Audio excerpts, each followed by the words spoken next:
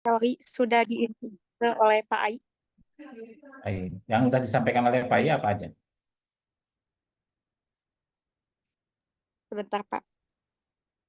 Apakah misalkan basic quality controlnya menghitung SD, misalkan CP, kemudian membuat grafik, kemudian mengenalkan rule ya, rule quality controlnya, rule apa aja, apakah itu sudah disampaikan atau misalkan apa poin-poin mungkin poin-poin yang terkait dengan quality control apa yang sudah disampaikan oleh Pak Ayu ya itu.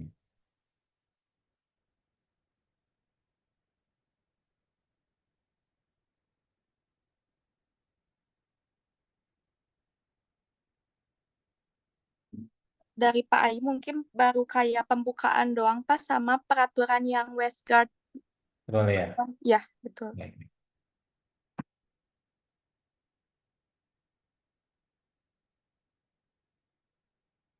Slide-nya udah muncul. Sudah, Pak.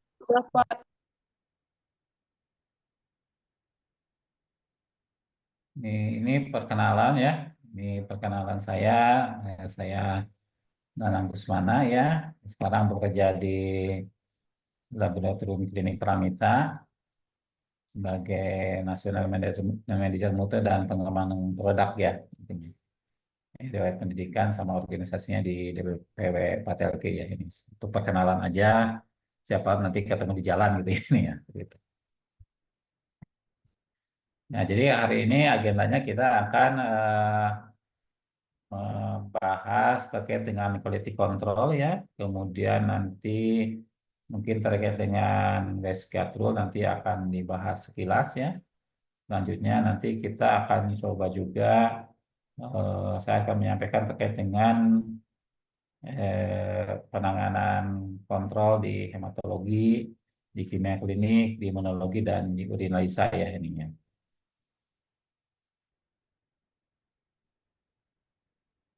Nah, mungkin dari semua ini udah pada mengenal, mungkin juga Pak Ye sudah menyampaikan bahwa quality control yang diaplikasikan di laboratorium ya ini sebagian besar menggunakan rule Westguard Rule ya ininya. Jadi ini penemunya dan ini kebanyakannya digunakan di kimia klinik, kemudian di imunologi mungkin sebagian kecil, di apa namanya di urin juga kalau di urin beda ya penanganan apa rule yang digunakannya. Di hematologi juga ada yang gunakan ada yang enggak tapi sebagian besar memang digunakannya di pemeriksaan kimia klinik. Nah ini data beliau data James O. Westcott ya, kita mungkin lebih mengenalnya rule Westcott ya ininya. Ini sebagai pendiri dari sekolah dan kepala sekolah di Westcott Quality Control Corporation. Kemudian juga beliau sebagai profesor di Departemen Patologi Klinik dan Kedokteran di Fakultas Kedokteran Universitas Wisconsin ya intinya. Ini sebagai bahan pengetahuan aja bagi ada di semua ya terkait dengan Westgate ini. Nah ini terkait dengan rule yang selama ini diketahui ya, yang mungkin sudah disampaikan. Jadi kita mengenal rule Westgate ini ada beberapa rule ya. Ada yang tahu rule Westgate itu apa aja yang dikenal yang sekarang? Silahkan. Rule yang kemarin disampaikan oleh Pak Aye terkait dengan rule Westgate ada berapa rule yang biasa digunakan?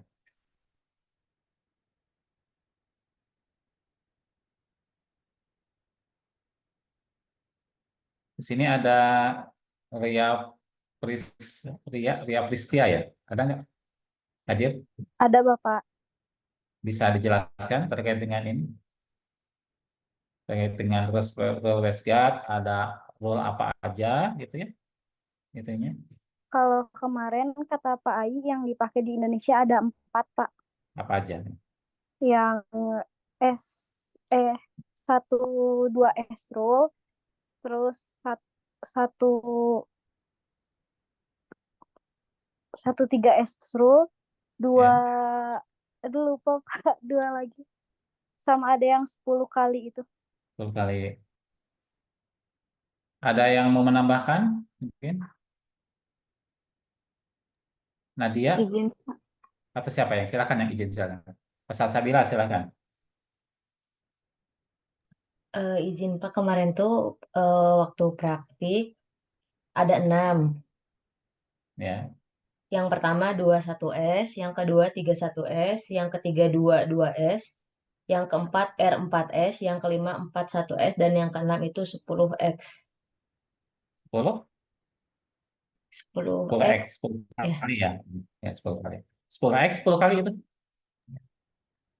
kurang Hmm? tahu Pak. 10 kali ya. Jadi kalau bukan 10x ya, kalau 10x itu ya 10 apa ya, itu 10 kali. Jadi 10 kali itu kalau misalkan datanya itu trennya itu di atas 1 SD sama 10 kali misalkan itunya. Jadi posisinya itu di atas 1 SD 10 kali atau di bawah 1 SD 10 kali itu. Dan ini kan ada rule 112S, 13S, 22S, R4S, kemudian ada apa 41S. Kalau yang 12S itu apa? Kalau kalau menemukan apa kalau 12S itu? Kalau gimana kita dikatakan 12S? Izin jawab, Pak. Silakan. Yang 12S itu di kurvanya ada satu data yang keluar dari 2SD, mau di bawah ataupun di atas. Ada satu data yang Keluar dari 2SD. jadi ada di posisinya di atas 2 SD atau di bawah 2 SD. SD. Kalau 31S, 31S atau 13S? Atau sama? 13S, Pak. 13S yang betul satu. Kalau dua, kalau 31S berarti ada 3 data yang di atas 1 SD. Kalau 13S Satu data di luar 3 SD. di luar 3 SD. Kemudian kalau 22S Dua data di luar 2 SD. ada 2 data secara berurutan di atas atau di bawah 2 SD yaitu. Sudah pada paham ya yang terkait dengan tool yang di WSCAT ini. Nah, ini penggunaannya ya. Jadi nanti kalau misalkan bekerja di laboratorium ya, jadi kalau misalkan nanti ada hasil, misalkan kemudian masukkan rentang itu, rentang mungkin udah disampaikan juga grafik di quality control kan ada batasan 1 SD plus minus atau 2 SD plus minus ya. Nah, ini kalau misalkan hasil kita itu posisinya di atas 1 SD, di atas 1 SD ya, ini di atas 1 SD ini. Nah, ini kalau ada data seperti ini, berarti kan itu harus dicek rule yang lainnya. Jadi kalau kita hasil, misalkan menemukan hasil, apakah hasilnya itu di atas 1 SD misalkan, berarti kita harus mengecek apakah nilai itu masuk ke rule yang lainnya. Kalau misalkan oh tidak ada data yang di atas 1 SD, berarti kita bisa running kontrolnya memenuhi syarat dan kita bisa running pasien ya ininya. Jadi sebenarnya simple kalau kontrolnya itu posisinya di atas di bawah 2 SD, berarti sebenarnya kita aman. Aman untuk melakukan pemeriksaan itu simpelnya sebenarnya. Tapi kalau hasil kata udah di atas 1 SD, udah di atas 3 SD misalkan, atau misalkan dan lain-lainnya ya, khususnya yang di atas 1 SD atau 2 SD. Itu yang di awal sebenarnya yang harus kita lihat. Jadi yang pertama dilihat itu apakah posisi kontrol kita itu apakah masih dalam rentang 2 SD atau misalnya di atas 2 SD. Kalau misalkan dari masih dalam rentang 2 SD masuk ke rentang itu berarti sebenarnya kita bisa running pasien ya sebenarnya. Prinsipnya itu sebenarnya yang simpelnya. Di luar itu mungkin nanti ada rule yang lain yang digunakan ini. Ini yang secara klasiknya ya. Jadi kalau misalkan gini, ini cara-cara memahaminya. Jadi kalau misalkan apakah hasil kita ini di atas 2 SD, misalkan kalau misalkan tidak, berarti ini bisa running pasien dan kontrolnya diterima. Kemudian kalau misalkan hasil kita apakah di atas 2 SD, kalau misalkan di atas 2 SD, apakah posisi kita itu di atas 3 SD misalkan. Kalau iya, berarti out of control. Kalau misalnya oh Apa? ternyata ya gimana? Kemudian kalau hasil kita, oh ternyata misalkan posisinya itu bukan di atas 3 SD. Berarti kita cek apakah posisi kontrol kita ini posisinya dalam dua SD misalkan.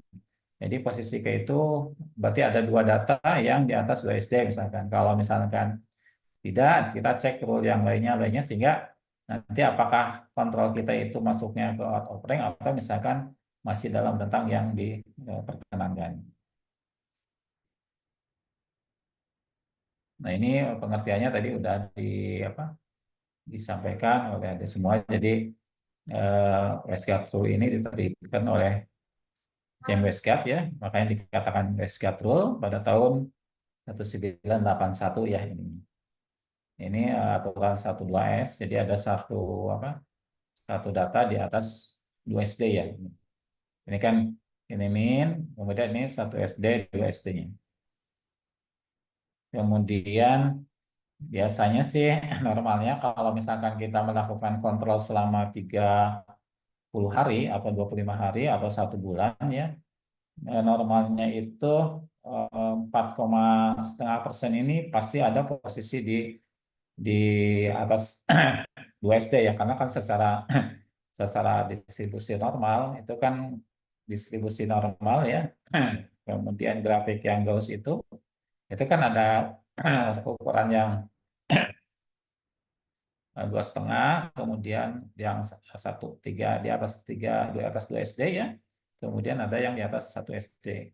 Kalau yang di atas 3 SD itu mungkin sekitar berapa persen ya, 2,5% gitu ya ini. Kemudian kalau misalkan menemukan ini itu bisa disebabkan karena random error dan systematic error. Jadi dua penyebab ini yang menyebabkan keluarnya hasil di atas 2 SD.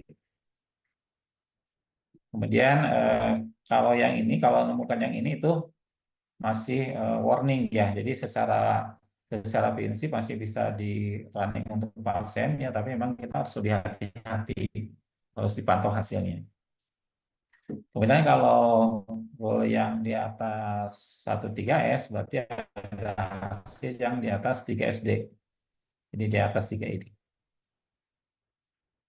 Ininya bisa penyebabnya bisa karena random error ya, atau awal dari systematic error yang memerlukan perbaikan besar itunya. Nah, untuk ini kalau misalkan ada hal seperti ini, ada hasil kontrolnya di atas 3 SD, berarti kita harus tidak boleh running pasien dulu, harus dipastikan bahwa kontrol kita ini memenuhi syarat ya ini. Kemudian ada aturan 22S ya. Nah, aturan 22S ini tergantung dari berapa level kontrol ya. Kalau level kontrolnya hanya satu berarti untuk menemukan row 22S ini berarti eh, misalkan di hari tanggal tanggal 4 ya, misalkan ada 1,2S ini udah warning ya. Tapi kalau misalkan di hari besoknya hasilnya masih ada 1,2S, itu udah 22S dan itu harus kita melakukan investigasi dan melakukan perbaikan terhadap hasil kontrol tersebut. Nah, kalau level kontrolnya ada dua, itu berarti dari level 1 dan level 2 itu jatuh di atas 2 SD. Jadi yang level keduanya ini level 1 misalnya 1,2S, level 2-nya itu dikatakan 2,2S untuk toolnya. Kemudian untuk yang R4S ya, jadi kalau R4S ini yang level 1, level 2, itu berarti antara hasil level 1 dan level 2 itu eh, misalkan level 1 di atas 2 SD, level 2-nya di bawah 2 SD ya, jadi R4S. Kalau hanya satu level berarti membedakannya dengan hari besoknya, hasil hasil hari selanjutnya. Jadi kalau ada kejadian seperti ini berarti ini R4S. Jadi yang satu di atas di bawah 2 SD ya, besoknya hasilnya di atas 2 SD gitu. Selanjutnya ada 4S ya. Kalau 4S ini berarti ada berturut-turut hasil kontrolnya itu di atas 4 data, 1, 2, 3, 4 ya, di atas 1 SD atau di bawah 1 SD. Nah, kalau 2 level berarti dalam 2 hari ya, karena satu harinya menggunakan 2 level kontrol ini posisinya di atas 1 SD ya. Jadi penghitungnya seperti itu. Nah, ini disebabkannya bisa karena systematic error ya ini.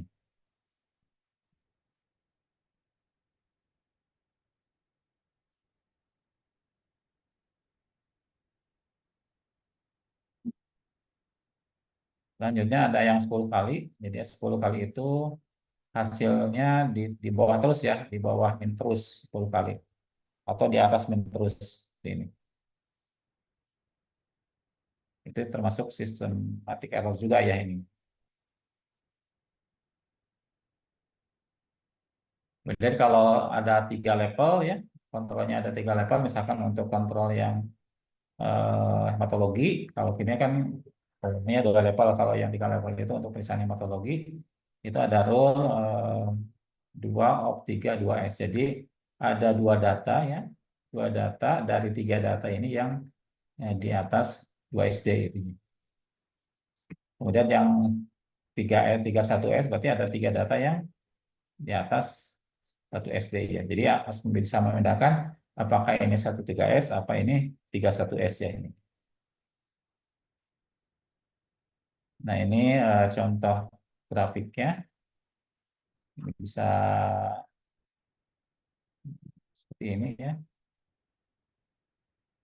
Kalau yang grafik yang ini, kira-kira ini ada rule yang dilanggar nggak? Yang grafik yang satu ini. Silahkan. Apakah ini memenuhi syarat semua?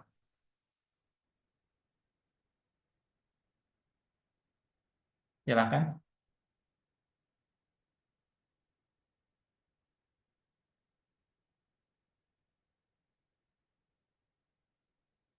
Ada yang bisa memberikan ini apa? Komentar terkait dengan grafik ini?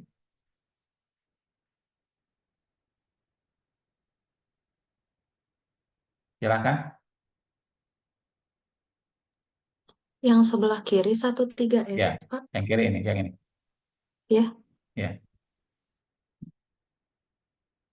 silahkan. Tunjukkan misalkan di hari yang keberapa, ini kan hari ya. Di hari yang mana, yang apakah ini semua hari itu sesuai memenuhi syarat kontrolnya, atau misalnya ada yang dilanggar gitu ya. Kalau Di dilanggar hari itu berarti ke-7. eh, ada rule yang muncul ya kalau dilanggar itu. Kalau memenuhi syarat berarti kan rule-nya tidak ada rule yang muncul ya. Jadi sesuai ya hasilnya gitu. Yang mana? Silakan, yang mana? Yang sebelah kiri yang di hari ke-7, 13S. Hari ke-7. Ini, yang ini ya. Ini apa? Iya, Pak. 1, 13S. 3S ya. Terus ada lagi? Izin Pak, di hari Silakan. ke-9 dan 10, 2 Ya. 2S. Yang mana? Hari ke-9 dan 10. 9. Dan 10. Ini apa? 2 2S. 2S ini minnya ya.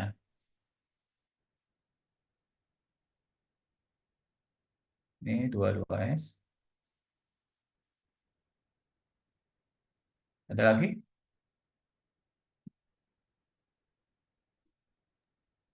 Yang di hari keempat, Pak, itu satu, Apa? 2S.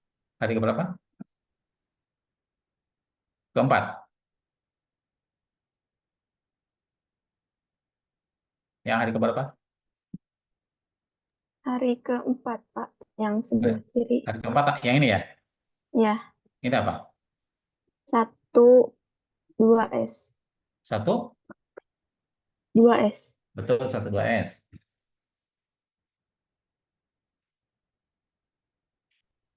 Ada yang pendapat lain? Yang hari keempat ini apa?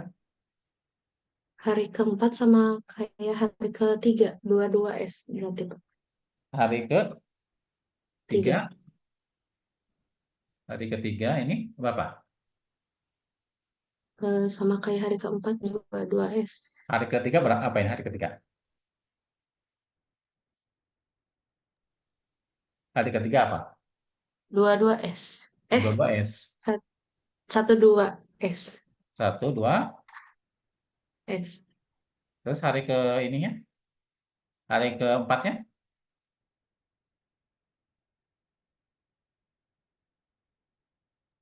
1, 2S. 1. Betul, 1, 2S. Lihat hari yang pertamanya. Hari ketiga sama 4 ini ada kaitan kan? Izin jawab, Pak. Silahkan. R4S. R4. S, Pak. Ya, itunya. Kenapa dikatakan R4S? Karena, Karena ya, silakan. karena satu kontrol atau satu ujinya di bawah minus 2 SD. Hmm? Karena di bawah min 2 SD, Pak. Karena di bawah min 2 2 SD. SD. Kalau di bawah min 2 SD berarti kan 1, 2 S1. Kalau di bawah min 2 SD mah. Kan bisa di atas, bisa di bawah. 1, 2 S itu. Menyeberang, Pak. Menyeberang. Menyeberang. Jadi, Ya. antara data yang di hari ketiga dan hari keempat itu lebih dari 4 SD. Ini kan 1 SD, 2 SD ya, 3 SD, 4 SD. Ini kan di sini kan dengan sini lebih dari 4 SD, makanya dikatakan R4S gitu ya. Ada lagi? Atau udah semua?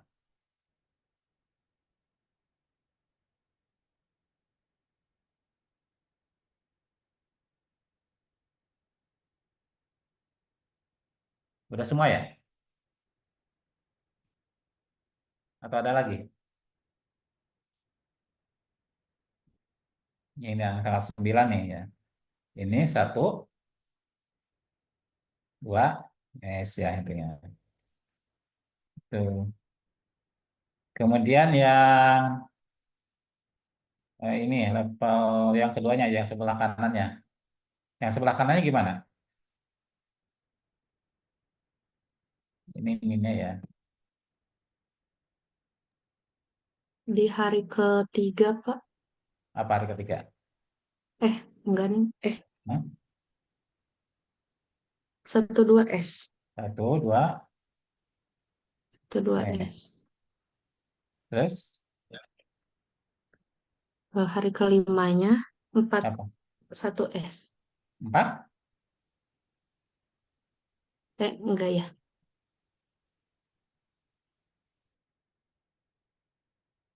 Ada lagi? Ada lagi nggak? Udah hanya satu aja ya yang ini mah yang dilanggarnya ya ini ya. Oke, kita lanjutkan ya. Sampai sini ada pertanyaan? Ini review aja ya dari yang sudah disampaikan oleh Pak Ali ya, Pak Ayi ya.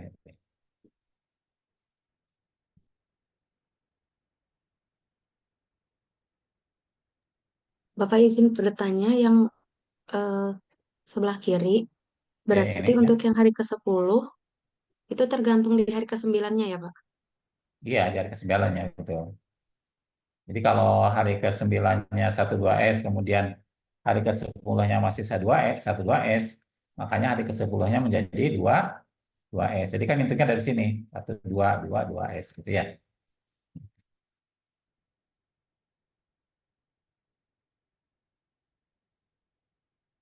Nah, kita lanjutkan. Ini, nah kalau ini gimana kira-kira? Kalau yang tadi satu level ya, yang tadi. Kalau ini kan 2 level ya ininya. Silakan.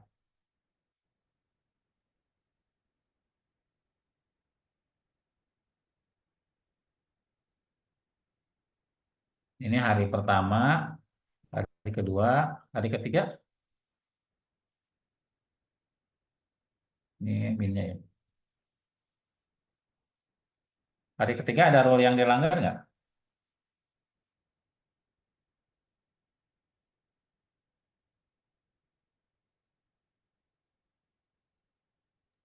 Dua S.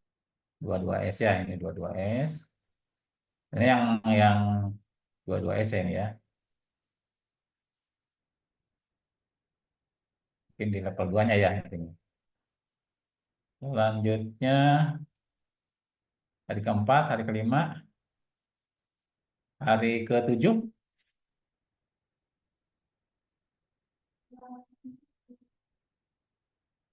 hari ketujuh, 1 3 S bukan? satu, yang mana ini ya? Iya, Pak, ini. Nah, ini 1 3S ya. Hari ke-8, 9, hari ke-9,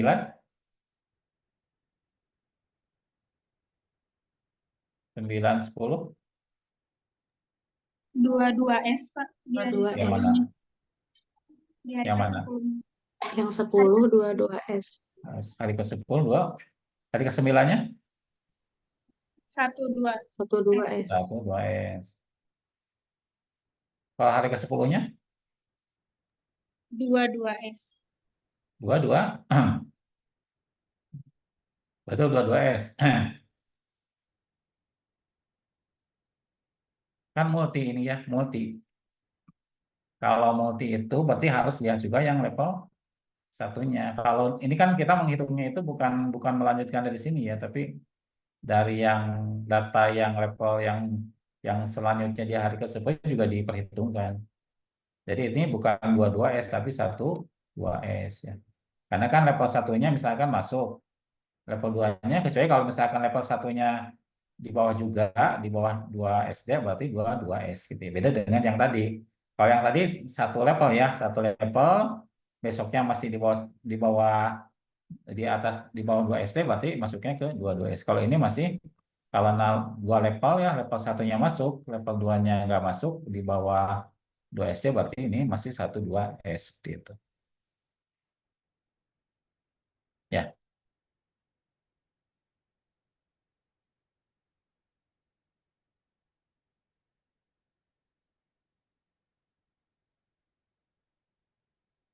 Nah, kemudian pemecahan quality control ya. Jadi kita eh, dalam mengerjakan quality control ini harus betul-betul sesuai dengan prosedur ya. Kemudian hasil nanti hasil setelah diperiksa nanti hasilnya diplotkan di grafik ya. Kemudian nanti kita evaluasi apakah ada rule eh, yang rule-nya muncul atau enggak ya. Kalau misalkan rule-nya enggak muncul berarti kan itu bisa nanti untuk dilakukan running pasien, kemudian dan hasil bisa disampaikan kepada pelanggan. Tapi kalau misalkan ada rule yang keluar atau misalkan limit keluar ya, itu berarti harus kita investigasi dan diselesaikan masalahnya.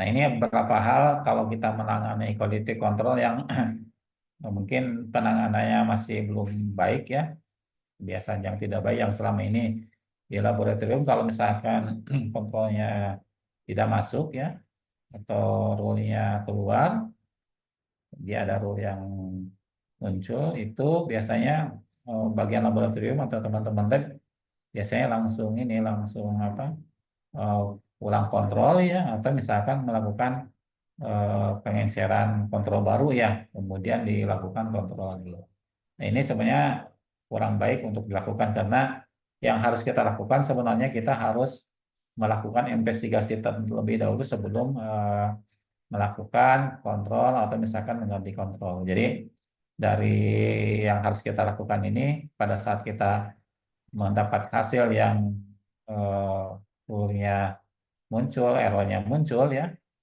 muncul, maka kita harus menentukan apakah ini kesalahannya apa kesalahan sistematik atau randomnya random error ya ininya gitu ya. Errornya error apa?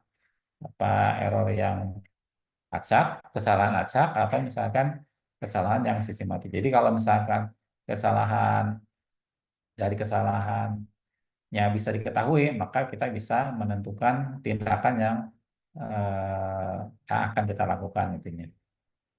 Jadi yang penting itu memang melakukan investigasi, menentukan jenis kesalahannya, apakah kesalahan acak atau kesalahan sistemik ya ininya, kesalahan random error atau kesalahan sistemik ya, error sistemik error ya.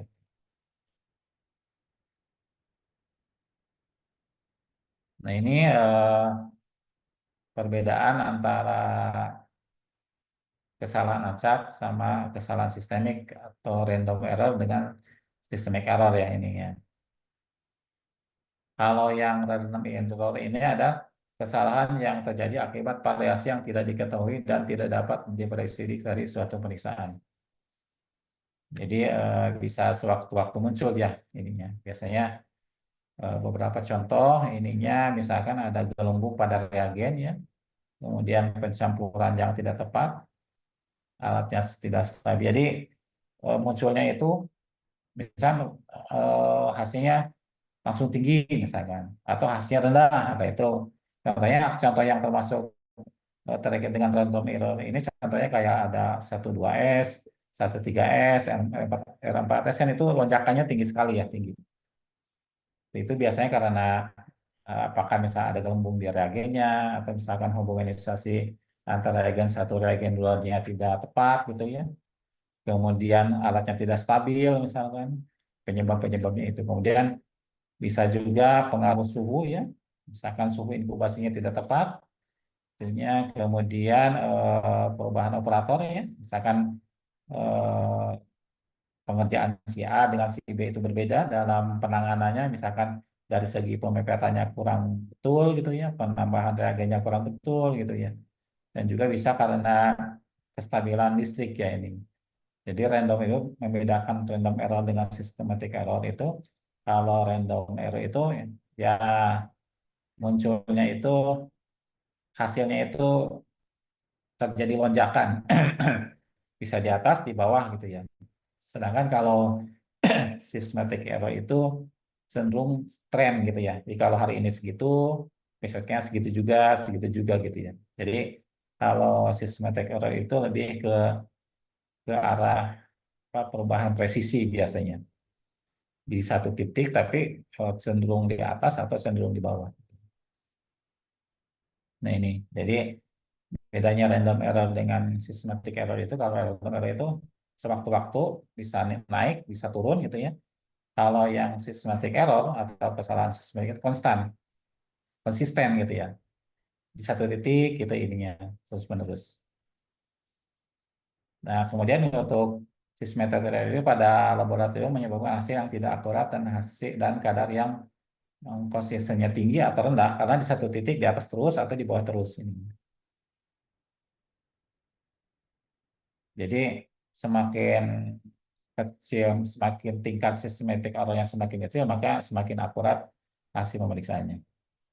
Biasanya systematic error ditunjukkan dengan perubahan rata-rata mean ya dari kontrol. Ini penyebabnya biasanya karena perubahan lot ya, perubahan lot reagen. Misalkan kita mengganti lot kalibrator misalkan, penanganannya kurang bagus misalkan, atau tidak mengganti nilai kalibrator misalkan.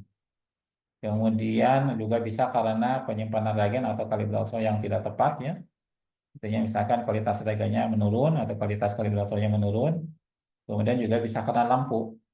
Lampu itu ya, lampu yang kualitasnya misalkan sinarnya udah mulai menurun gitu ya. Kemudian fungsi inkubasinya udah menurun juga itunya. Jadi mungkin perubahannya itu eh, kadang tidak, kadang kita mengetahuinya itu baru beberapa saat baru bisa diketahui. Jadi awal-awal mungkin nggak akan ketahuan ya, itu apakah ini kesalahan sistemik atau kalau kesalahan acak itu bisa kedeteksi. Oh ini meningkat signifikan, oh ini menurun signifikan, itu dari kesalahan yang acak. Kayak contohnya yang baru masuk ke dalam sistem error ini ada 1 2S, 1 TS juga bisa bisa dikatakan apa untuk yang ini ya, apa yang sistem error ya. Kemudian 2S, 1S dan 4 10 kali. Itu. Ini bisa dilihat ya, mana yang presisinya bagus, mana yang enggak ya, itunya. Kalau presisi itu mengukur sejauh mana pengukuran yang berulang memberikan hasil yang sama. Jadi ini presisi ya, ini presisinya bagus. Tapi dari segi akurasi, targetnya itu jadi jauh dari target ya ini. Kemudian kalau ini ya presisinya jelek, ya akurasinya juga jelek ya. Jadi kalau akurasi itu pengukuran yang mengendalikan kualitas sejauh mana hasil itu mendekati nilai yang benar ya, atau nilai rujukannya atau nilai yang sebenarnya gitu ya. Kalau jadi presisi itu kalau pengukuran berulangnya misalkan hasilnya mendekati, kalau akurasi itu dikatakan baik jika mendekati nilai target ini. Ini contohnya akurasi presisi yang baik ya. Ini yang akurasi jelek, presisinya itu atau dikatakan high presisi atau low presisi ya. Kemudian kalau yang ini akurasinya bagus tapi presisinya kurang bagus. Itu terkait dengan pemahaman terkait dengan quality control. Sampai sini ada yang mau ditanyakan, silakan. Bapak izin bertanya, Silakan. kapan kita melakukan QC? Maksudnya dalam jam operasional kerja di suatu RS atau puskesmas itu kan kita pasti melakukan pemeriksaan pasien terus dengan menggunakan alat dan bahan kontrol tersebut. Sedangkan kita melakukan QC beberapa hari sampai 20 hari misalkan teh. Nah, itu bagaimana? Apakah kita tidak menerima pemeriksaan pasien selama melakukan QC atau dicampur saat kita melakukan QC, kita melakukan pemeriksaan pada pasien juga? Ya. Itu apa pertanyaannya, ada yang lain? Baik, itu pertanyaan yang bagus ya. Mungkin kalau tingkat 3 ini udah pernah praktek di lapangan atau belum ya? Belum, Ya, Pak. nanti pada saat praktek lapangan itu nanti bisa bisa bisa mengetahui lebih jelas ya ini. Jadi quality control itu dilakukan itu setiap kali sebelum kita running pasien. Jadi kita melakukannya sekali aja. Jadi kalau misalkan kita akan melakukan pemeriksaan hematologi, kan hematologi itu menggunakan alat yang apa? Atau analisa misalkan alat yang otomatis. Jadi sekali running itu nanti bisa keluar hemoglobin, leukosit, trombosit, MCH, MCHC misalkan dan lain-lainnya. Jika sekali running pasien itu keluar hasil itu. Nah, sebelum kita memeriksa pasien, kita memeriksa kontrol dulu. Biasanya kan kontrol hematologi itu ada 3 level ya. Ada low, nanti akan saya jelaskan lebih lanjut ya. Ada low, ada normal, sama ada yang high. Nah, pada saat kita pagi-pagi sebelum running pasien ya, itu mengerjakan 3 level kontrol dulu itu. Jadi kalau misalkan hasil kontrol 3 level itu memenuhi syarat, oke, sekali running ya, berarti itu bisa langsung running pasien untuk di hari itu aja. Jadi running pasien, mengerjakan pasien setiap pasien yang datang ya dikerjakan langsung karena kan secara hasil kontrol itu udah memenuhi syarat. Kemudian besoknya lagi akan kerja lagi ya, melakukan yang sama, melakukan kontrol lagi, kontrolnya udah oke, kemudian running pasien. Nah, itu setiap hari seperti itu dilakukan selama sebulan. Nah, nanti dari dalam sebulan itu kan nanti tiap hari kan nanti diplot kan hasil kontrolnya. Plotkan. Kalau misalnya kalau hasilnya benar sudah semua, berarti kan harusnya setiap hari dievaluasi kan, apakah ini memenuhi syarat atau enggak. Misalkan kalau hasil kontrol di hari itu tidak memenuhi syarat, berarti kan lakukan investigasi, lakukan perbaikan sehingga nanti hasil kontrolnya itu baik. Karena kalau misalkan hasil kontrolnya tidak baik, kita tidak boleh running pasien. Ya harus lakukan perbaikan dulu.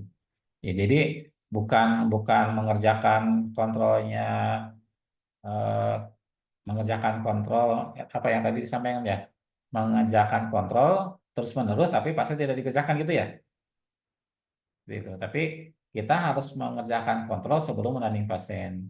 Kalau pasiennya hari itu nggak ada ya jangan lakukan kontrol, nanti buang-buang reagen ya, intinya buang-buang kontrol juga gitu ya, seperti itu. Jadi kita melakukan kontrol itu kalau ada pasien. Kalau nggak ada pasien, misalkan hari itu nggak ada pemeriksaan hematologi misalkan, ya kita nggak usah nyalin alat hematologi, nggak usah apa running kontrol hematologi, karena kan jadinya bisa buang reagen, nanti biayanya kan jadi mahal, jadi tidak efektif. Jadi kita melakukan kontrol ini kalau memang betul-betul ada pasien. Biasanya kalau pemeriksaan-pemeriksaannya rutin, hematologi, urin itu biasanya kita melakukannya kontrolnya tiap hari karena memang pemeriksaan itu rutin ada tiap hari gitu ya. Seperti itu ada Zahra ya tadi ya yang menyampaikan pertanyaan. Udah jelas atau ada yang mau disampaikan lagi silakan.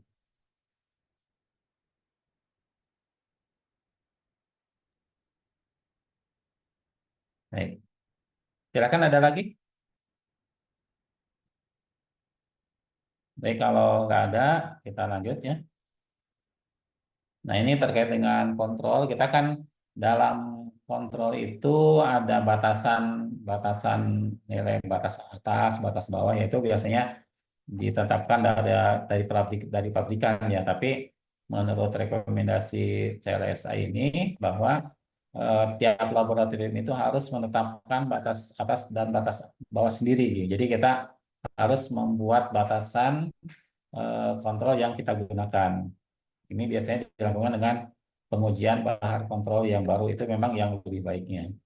Tapi selama ini mungkin hampir sebagian laboratorium masih menggunakan nilai yang dari pabrikan. Apa sih? Kenapa kita harus melakukan uji bahan kontrol sebelum running ke pasien ya dalam periode tertentu? Ya tujuannya agar kontrol yang kita pakai, kondisi yang kita pakai itu betul-betul sesuai dengan kondisi saat saat kita mengerjakan gitu ya. Kalau yang rentang dari pabrikan itu cenderung dengan kondisi yang dari pabrikannya, bukan kondisi yang ada di laboratorium tersebut. Makanya kita harus menentukan batas atas dan batas bawah agar mencerminkan kondisi kondisi alat, kondisi reagen yang ada di laboratorium tersebut. Gitu. Nah, ini yang umum digunakan di laboratorium ya. Jadi nanti kita mengerjakan kontrol hematologi, kimia klinik, urinalisa, imunologi, mikro, misalnya ada laboratorium yang PCR gitu ya, itu melakukan quality control sebelum melakukan pemeriksaan pasien. Nah, ini kontrol hematologi ya ininya.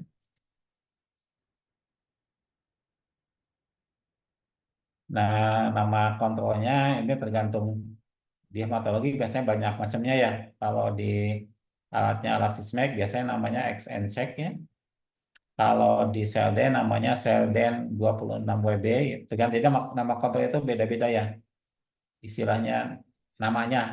Kalau misalkan untuk kalkulasi namanya kontrol N gitu. Jadi nanti di tabungnya itu apa? Tertulis misalnya kayak Sysmex SN-check gitu ini. Gitu. Ini kita dalam penanganan quality control itu harus betul-betul memperhatikan stabilitas ya. Misalnya ini untuk yang hematologi ini stabilitasnya 2 sampai 8 derajat Celcius ya pada ini sampai expire bisa digunakan ya. Kemudian ada penanganan khusus untuk kontrol-kontrol tertentu yang harus dilarutkan dulu gitu ya. Jadi penanganan kontrol itu betul-betul diperhatikan. Nah, ini contohnya, contoh kontrol yang digunakan di hematologi. Ini contohnya XN check. Jadi ada tulisannya SN check ya. Ini ada level 1, level 2, level 3. Biasanya kalau level 1 itu nilainya cenderung rendah, level 2 nilainya tengah-tengah, level 3 nilainya tinggi gitu ya. Ini contohnya mungkin nanti kalau udah pernah lihat kontrol ini nggak di mungkin praktek di apa di kelas udah pernah melakukan quality control hematologi? Belum, Belum. Pak, kalau yang Belum, Pak. hematologi. Belum ya. Di sana di Unjani nggak ada ini alat otomatis ya untuk hematologi.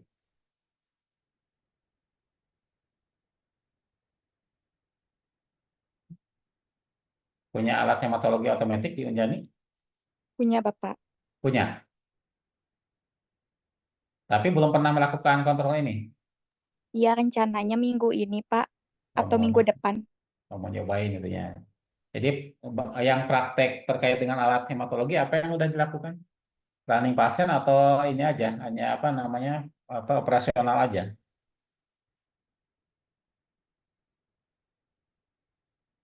Belum tahu, Pak. Ya yang selama ini untuk yang di hematologi apakah sudah pernah dipraktekkan gitu untuk kata auto analisernya? Belum. Belum pernah kalau buat quality controlnya mah, Pak. Kalau untuk pasien udah.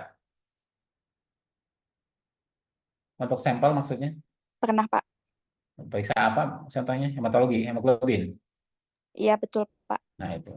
Jadi sebelum sebelum running pasien ya, itu mungkin selama ini yang melakukan apa running controlnya itu mungkin nggak tahu apakah dosen di sana apa misalkan oleh oleh mahasiswa yang lain ya memang yang sudah mungkin D4 atau D4 tingkat 4 misalkan. Jadi sebelum running mengerjakan sampel ya kita running dulu ini. Ini di running dulu level 1 misalkan di running dihomogenkan dulu ya di lemari S biasanya. Kemudian baru di running. Nanti kita lihat apakah masuk rentang atau enggak gitu ya dari masukan ke grafiknya. Kalau misalnya memenuhi syarat semua, misalkan tidak ada rule yang muncul, berarti itu bisa running untuk pasien selanjutnya. Nah, ini penanganannya biasanya kan kontrol ini disimpan di lemari es ya sebelum digunakan. Itu harus betul-betul penanganannya betul. Kalau penanganannya salah, nanti hasilnya pun akan salah kontrolnya ya. Jadi itu bisa kalau di hematologi itu penanganan salah aja sekali itu bisa berefeknya eh, kontrolnya itu tidak bisa digunakan lagi kalau saat penanganannya salah. Jadi pada saat kontrolnya didapat ya, misalnya kan bentuk tabung, pertama dikeluarkan dari rumah es, kemudian didiamkan dulu di temperatur ruangan ya selama 15 menit ya. Kemudian kalau misalkan mau dihangatkan pun jangan dimasukkan ke water bath dihangatkan ya, tapi paling apa, digosok-gosok di antara dua telapak tangan ya sambil menghomogenkan gitu.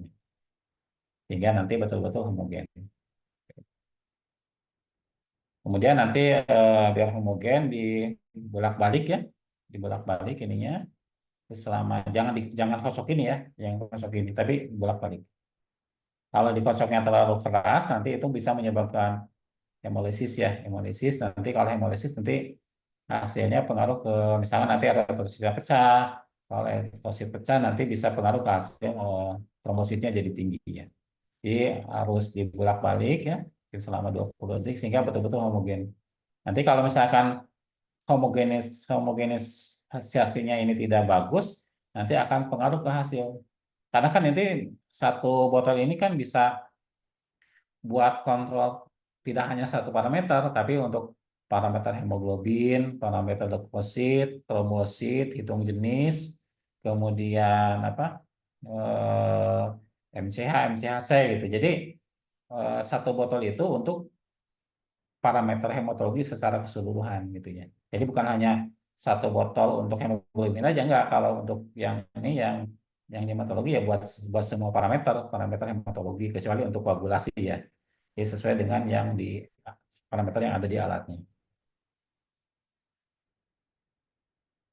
Nah, kemudian sebelum kita apa? Kita gunakan kontrol, kita cek dulu kualitasnya ya. Kualitasnya. Ya, kalau misalkan kualitasnya nggak bagus, misalkan itu harus betul-betul kita jangan gunakan kalau kualitas. Misalkan dari sini ini kalau cenderung eh, menghitam gitu ya, biasanya itu lisis ya ini. Jadi bisa dilihat. Pokoknya kalau pada saat dibiarkan lama, kemudian biasanya kan kalau dibiarkan lama suka mengendap ya, mengendap biasanya, kemudian atasnya plasmanya kuning, itu berarti masih bagus. Tapi kalau misalkan pada saat disimpan itu nggak mengendap, tetap ini atau misalkan menjadi kelihatan lisis, berarti itu sampelnya udah mulai rusak ya ini. Kemudian setelah running control itu nanti bisa dibersihkan lagi. Kemudian nanti tutupnya ini di sekitar sininya kan biasanya suka ada bekas sisa-sisa isapan alat ya. Itu ditutup lagi, kemudian nanti baru disimpan lagi kembalikan ke suhu 2 sampai 8 derajat di lemari es lagi. Jadi setiap hari, setiap akan running pasien kita melakukan hal yang sama ya. Nah, ini kalau penanganannya tidak tidak tepat ya. Misalkan homogenisasinya tidak tepat itu kalau misalnya tidak tercampur nih. Tidak tercampur, kalau tidak tercampur kan biasanya pada saat dibiarkan lama kan akan mengendap eritrositnya sih. Nanti kalau misalkan tidak tercampur, berarti kan masih ada endapan di bawahnya ya. Endapan itu kan berisi sel-sel kayak leukosit, kemudian eritrosit kan masih di bawah ya itunya. Kalau sel-selnya kayak leukositnya masih di bawah, nanti pada saat diisap berarti kan bisa menyebabkan si WBC-nya, si leukositnya menjadi rendah karena tidak tercampur sempurna. Kemudian nanti kalau misalkan tidak tercampur, misalkan yang keisapnya endapannya nanti bisa menyebabkan nilai Hb-nya menjadi tinggi ya, nilai eritrosit yang menjadi tinggi dan hematokritnya menjadi tinggi. Kemudian nilai trombositnya karena yang keisapnya misalkan bukan endapan, tapi yang bagian tengahnya misalkan yang sel-selnya masih encer ya, belum tercampur sempurna, bisa menyebabkan trombositnya menjadi rendah. Jadi betul-betul harus diperhatikan dalam penanganan kontrol ini. Kemudian kalau tercampur misalkan, ini kalau misalkan tercampurnya penanganannya terlalu ekstra, bisa menyebabkan lisis ya, itu bisa menyebabkan eh, lokasinya meninggi dan trombositnya meninggi gitu.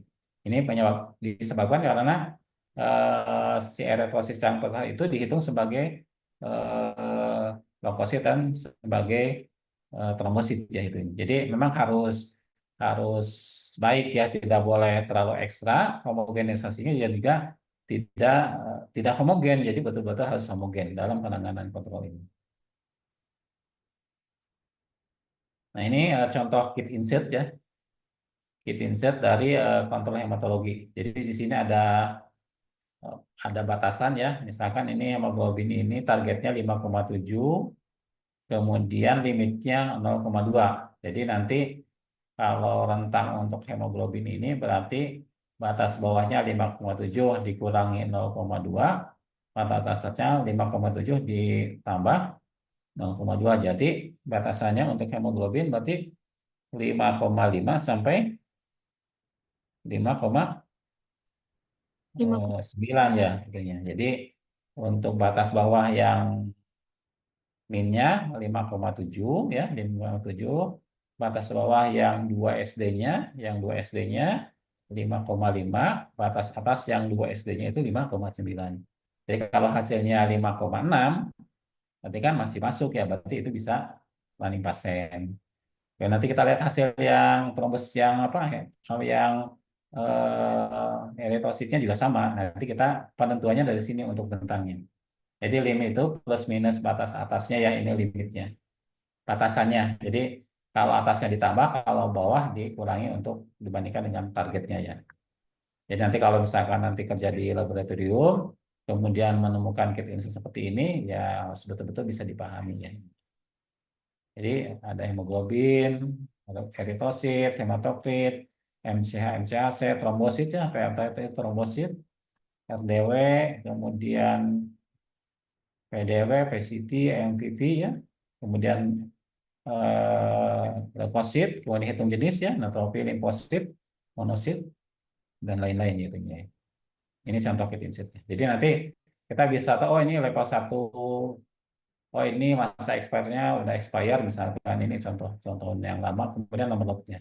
Jadi setiap kita ganti ganti lot, nilai batasan di grafik juga harus dibetulkan ya ini. Ini yang level 2 bisa lihat di sini. Ini level 3 ya kebetulan. Jadi kalau level 2 maksudnya L2 level 2 ini. Membedakannya itu. Nah, ini cara membuat chartnya.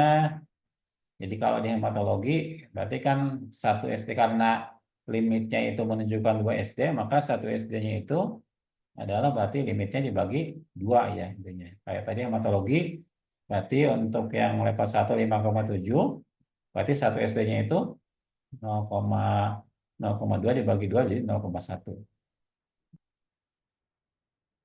Oke, nanti bisa latihan ya untuk pembuatan grafiknya.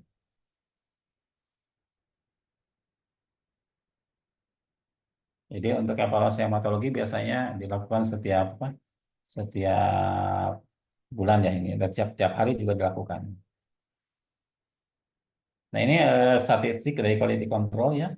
Jadi menghitung min, menghitung SD ini bisa menggunakan pakai Excel ya, secara otomatis. SD, min, CV, kemudian juga SDI sama CVR ya ini. Biasanya untuk menentukan kalau untuk uji profisiensi biasanya ini dibandingkan dengan label lain. Kalau yang internal biasanya kita menghitung SD, min, CV aja biasa, sama standar error atau misalkan sampai sigma kadang-kadang seperti itu. Nah, ini contoh kalau misalkan mengukur menggunakan sigma ya ininya. Jadi rumusnya itu total error dikurangi bias dibagi CV ya ini. Jadi bisa praktek sebenarnya untuk ini ya. Jadi semakin sigmanya semakin bagus, maka presisi dan akurasi dari hasil quality control itu semakin bagus ya ini. Nah, sehingga ada total error itu bisa ngambil dari referensi ya. Kemudian kalau bias ini adalah min dikurangi nilai target dibagi dengan nilai target. Mungkin kalau nilai targetnya belum ada ya, ini bisa menggunakan dari hit insert atau misalkan lebih baiknya memang menggunakan hasil uji banding dengan lab lain ya, misalkan URT ya. Jadi misalkan kita mengirim datanya, data hasil kontrol kita tiap hari ke penyelenggara uji profisiensi ya. Nanti dibandingkan nanti kita bisa tahu nilai targetnya. Ini contoh nilai TEA yang berdasarkan CLIA ya. Kayak untuk ALT ya, ini misalnya 20% ya. Kemudian albumin 10%, alkali fosfatase 30%, amilase 30%, AST 30%. Ini untuk hematologi contohnya. Ini dipkonnya itu plus minus 6% ya ininya. Hemoglobin 7%, ini TA-nya ya ini. Platelet 25%, nanti bisa digunakan. Jadi setiap parameter nilai TA-nya beda-beda. Nah ini kalau kita nanti plotkan ya, kalau nanti kan setiap bulan biasanya menghitung nilai sigma, hemoglobin sigmanya berapa, leukositnya sigmanya berapa, nanti bisa diplotkan. Nanti tiap bulan kita bisa evaluasi, oh ternyata secara keseluruhan dari parameter yang kita pakai, misalnya dari 20 parameter, oh misalkan 90% masuk ke dalam 5 sigma misalkan ini. Berarti kan kalau yang 5 di atas 5 sigma ini udah world class ya ini ya. Atau misalkan oh ternyata ada parameter-parameter yang nilai sigmanya misalkan di bawah 3, berarti kan itu kondisi yang istilahnya poor atau kurang baik ya. Jadi kelas sigma itu ada yang poor, marginal, good, excellent sama world class. Kalau world class sama excellent itu berarti kita tidak perlu melakukan perbaikan ya. Pun juga udah baik ya. Kalau yang marginal sama poor ini itu harus betul-betul kita perhatikan. Biasanya juga dari kelas ini juga nanti yang digunakannya itu beda-beda ya. Kalau world class misalkan, kalau tadi kan rule yang dipakainya banyak banyak ya. Kalau dengan menggunakan sigma, maka rule yang dipakainya itu mungkin hanya cukup satu 3S misalkan. Walaupun nanti muncul 22S ya kita abaikan, karena untuk yang parameter yang kelasnya world class itu rule-nya hanya 1 3S aja yang digunakan. Tapi kalau misalkan sigma kitanya 3 masuk ke pur, berarti rule yang kita gunakan itu semua rule. Jadi 1 3S, 2 2S, dan R4S, 41S, dan selanjutnya dan 10 kali ya. Jadi semakin eh, performance sigma kita yang semakin rendah, semakin jelek, maka rule yang apa yang rule yang digunakan pun akan semakin banyak. Nah, ini contohnya. Ini contohnya untuk yang hematologi yang 3 level ya, biasanya digunakan untuk hematologi. Nah, jadi kalau misalkan sigma kitanya 6 ya, maka rule yang dipakai cukup ini aja, 1 3S. Dan kita running control pun cukup sekali ya, pagi hari dengan 3 level. N itu menunjukkan jumlah level ya. R itu menunjukkan running. Kemudian kalau sigma kita hasil dengan sigma kitanya 5, berarti rule-nya itu dari sini nih. Rule-nya 1 3S, 3 2S, dan R4S. Jadi dari sini sampai sini. Runningnya sama, cukup sekali di pagi hari dan running 3 level. Kemudian kalau kalau yang tadi ini yang apa namanya 6S itu udah masuknya ke world class ya, atau excellent ya itu. Kemudian kalau yang 4 sigma ini berarti rule yang digunakannya dari 1 3 sampai 3 1S, jadi ada 4 rule yang digunakan.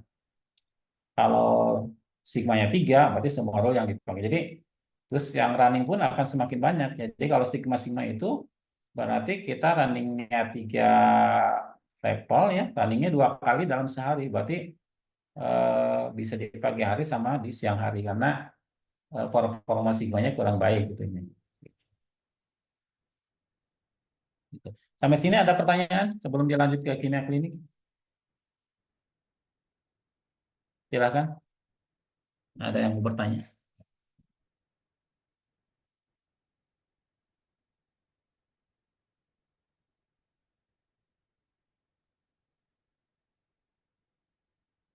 Silakan, ada yang bertanya nggak?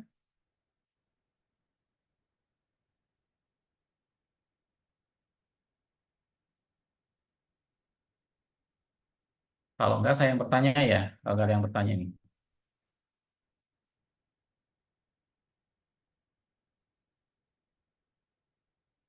Ada yang bertanya, silakan.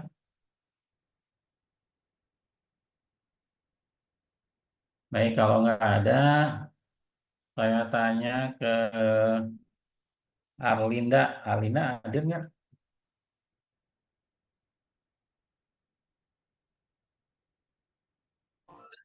Hadir, Pak. Tadi saya menyampaikan terkait sigma ya. Sigma. Nilai sigma, evaluasi sigma yang dilakukan tiap bulan. Kategori performance sigma ada berapa?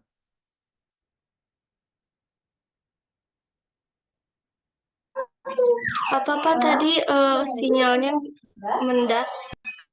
Tadi kan saya menyampaikan performance sigma ya, ada 6 sigma, 5 4 3 ya. Kalau nilai kelas sigma misalkan masuk ke 6 sigma itu masuk ke world class misalkan. Selain world class ada apa lagi kategorinya untuk sigma?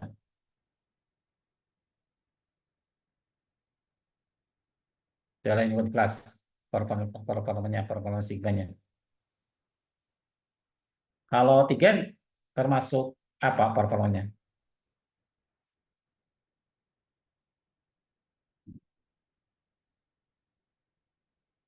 Masuknya good atau marginal atau poor? Kalau sig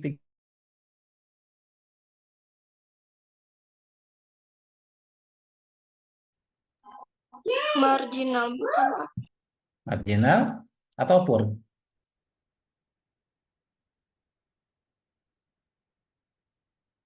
Kalau sigma 3, sigma 5, masuk ke mana?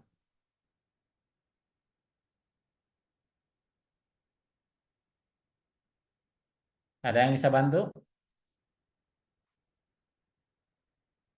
Masuk ke yang pur bukan, Pak? Masuk yang ke pur. Kalau masuk ke yang pur, berarti rule yang digunakan apa aja rule-nya? Hmm? Ada yang bisa? Ini ada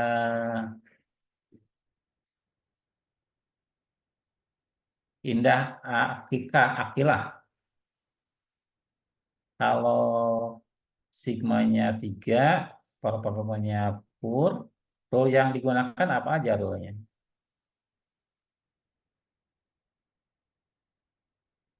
Indah, ada Indah?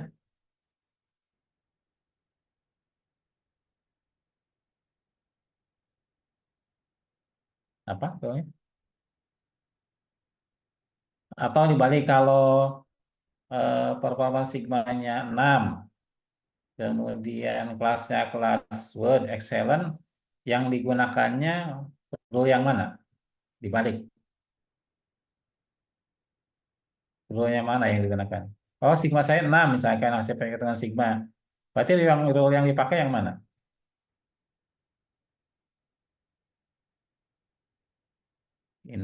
Indah hadir nggak, Indah?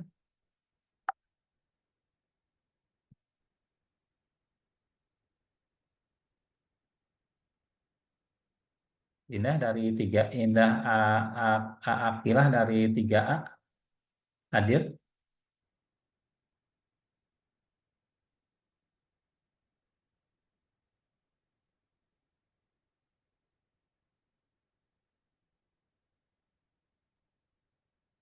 Apa enggak ini enggak di depan komputer ya, Indah? Atau nggak bisa keluar? Coba di chat, nggak memang tidak bisa apa menggunakan speakernya atau gimana? Sepertinya sinyalnya, Pak. Sinyalnya. Kalau gitu kita ke Najwa Fadilah hadir.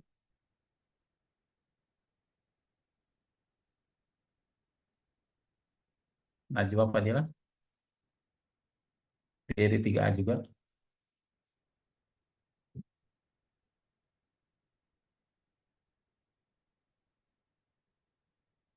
Silahkan.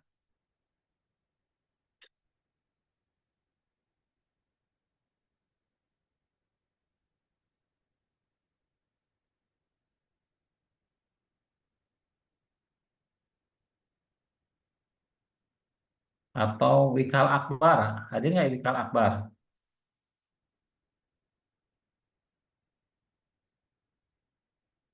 Wikal Akbar hadir?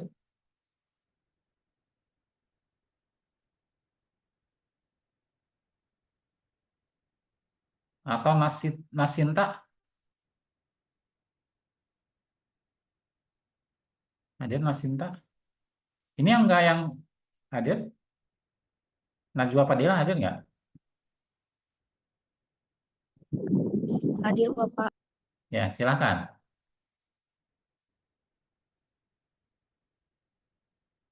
Yang tadi saya tanyakan.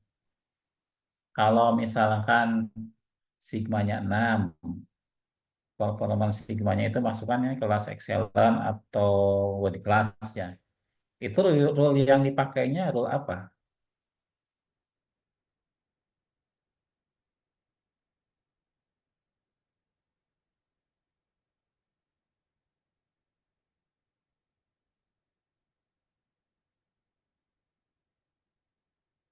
Suaranya nggak muncul. Masih di mute.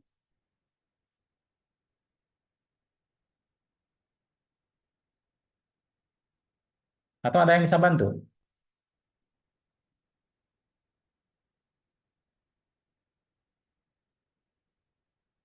Ada yang bisa Bapak bantu? maaf, tadi teh di sigmanya sigma 6 ya? Ya, sigma 6.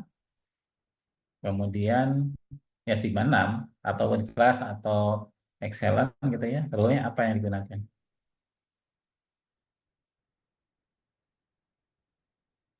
1,2S. 1,2S. Betul nggak 1,2S? 1,3S, Pak. 1,3S ya. Jadi mungkin ini makanya kalau kalau apa kalau yang tadi saya sampaikan mohon untuk diperhatikan ya ini. Jadi nanti bisa dapat betul-betul dipahami. Nanti kalau misalnya nanti praktek di lapangan betul-betul bisa di apa dikuasai juga ya ini ya.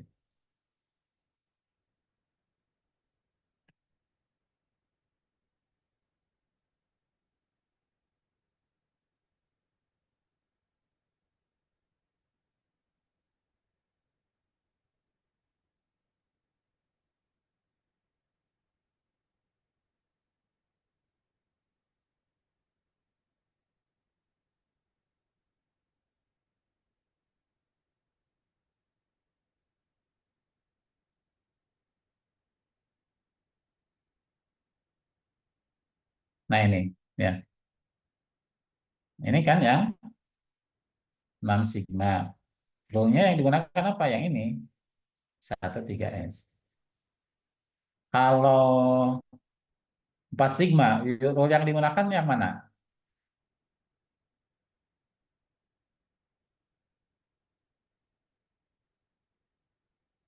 31S, Pak. S1S. 31?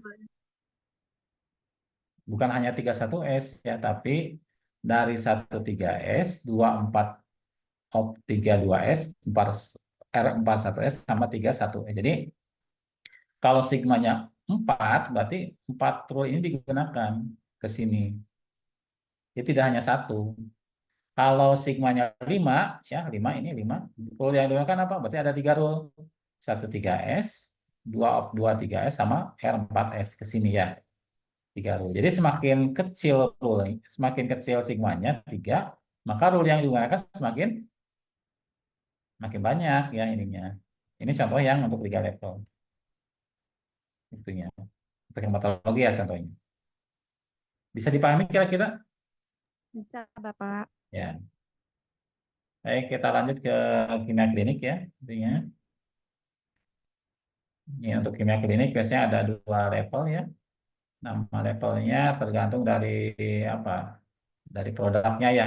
Biasanya ada essay chemistry, ada lipid control ya, ada kontrol HbA1c. Jadi tergantung dari produknya ya intinya. Ada yang kontrolnya satu satu produk level 1 level 2 misalkan buat barang-barang 10 parameter, 20 parameter. Ada juga yang satu kontrol itu hanya untuk misalkan HbA1c saja gitu. Jadi tergantung dari parameternya. Nah ini contohnya ya. Jadi botolnya biasanya harus kita, kalau yang tadi kan kayak hematologi kita tinggal gunakan langsung ya. Kalau yang kimia klinik kita biasanya ada penanganan dulu harus dilarutkan biasanya.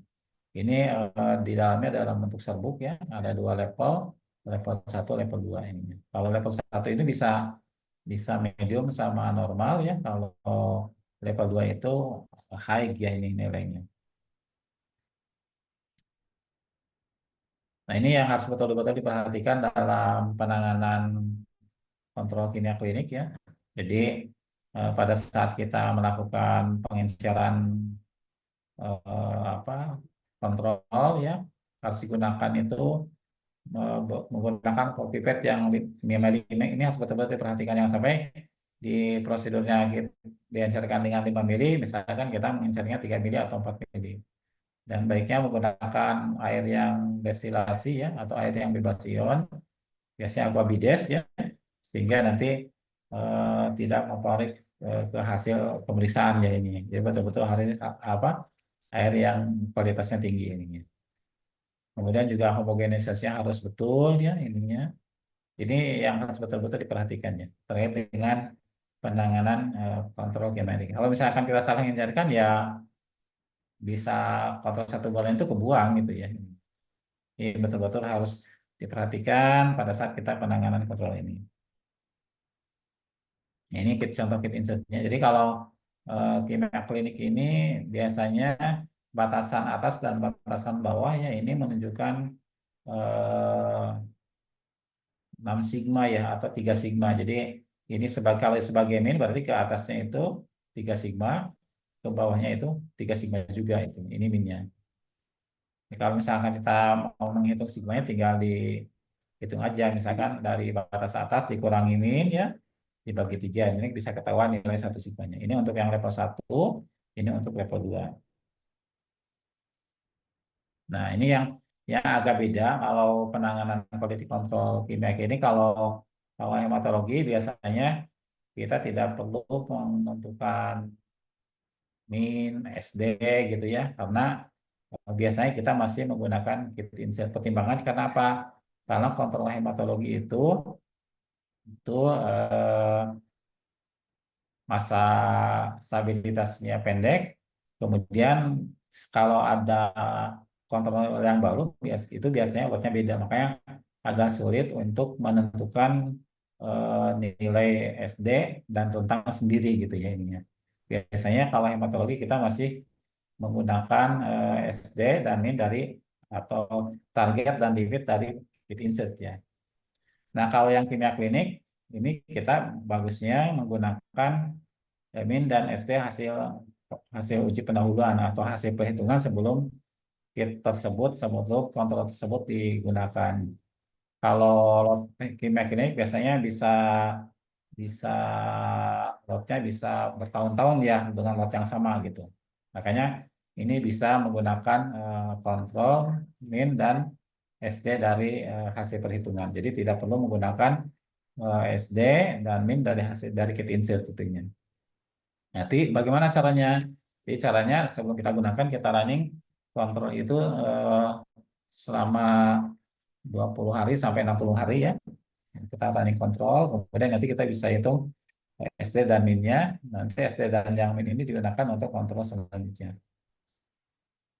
Kemudian kalau evaluasi evaluasi jadi pada saat kita kontrol pertama kali dengan kimia klinik, ya awalnya memang kita menggunakan kit insert dari pabrikan untuk menentukan apakah hasil kontrol di hari itu memenuhi syarat atau enggak.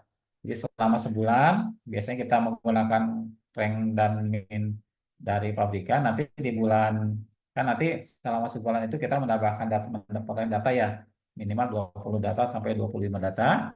Kemudian nanti setelah itu kita hitung min dan SD-nya. Nanti dari sana kita bisa menentukan batas atas 1 SD, 2 SD, dan batas bawah 1 SD, 2 SD, dan 3 SD.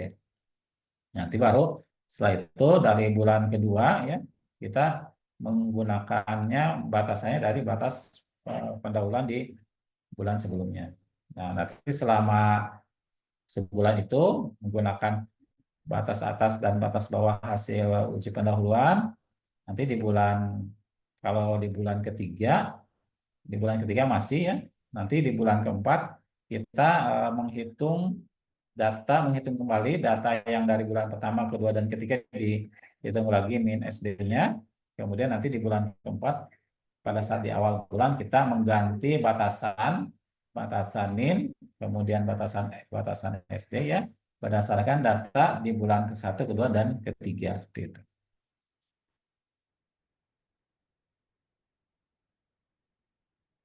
Ini cara menentukan batas bawah dan batas atas ya. Yang tadi misalnya SGOT, rank kontrolnya 40,4 sampai 46,3 ya, level 1. Ini targetnya tinggal ini aja. Misalkan ini 43,3 dikurangi 43,4 ya dibagi 3, berarti 1 SD-nya 0,96. Nanti kita bisa membuatkan grafiknya. Nah, kemudian untuk evaluasi kita bisa menghitung total error ya.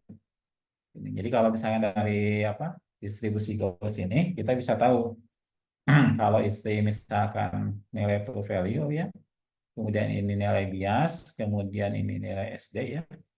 Jadi kalau si grafiknya itu kita geser ke kanan, berarti kan grafiknya menjadi ini ya. Jadi si antara biasnya semakin sempit, semakin bergeser ke kanan, ya.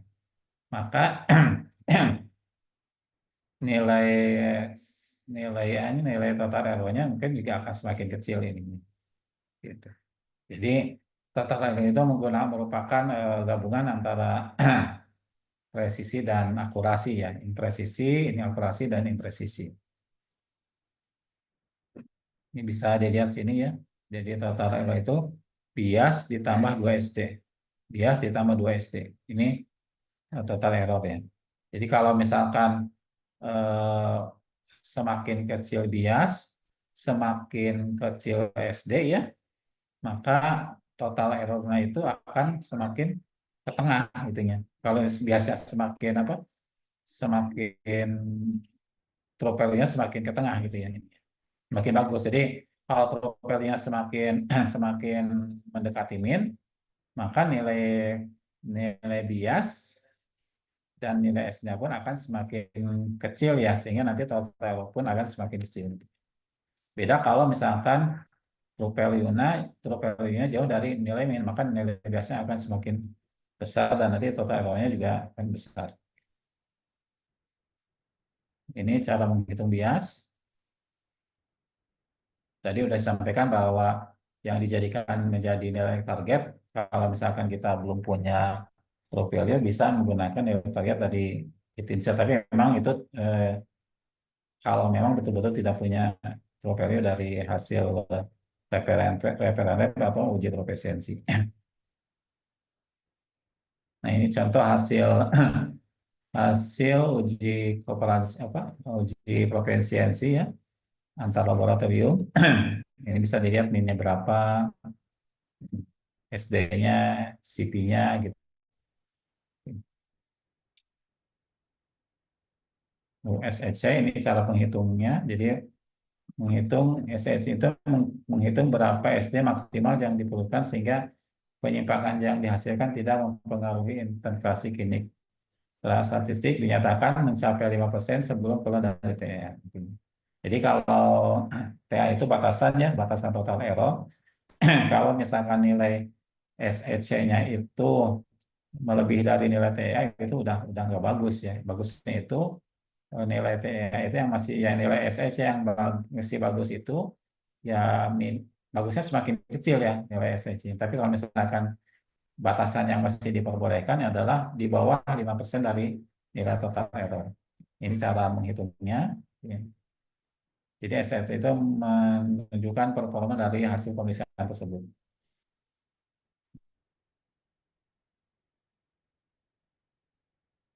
Nah ini contohnya total error ya ini. Jadi kalau nilai true value-nya semakin mendekati apa min ya, berarti total error-nya akan semakin kecil ya. Kalau apa?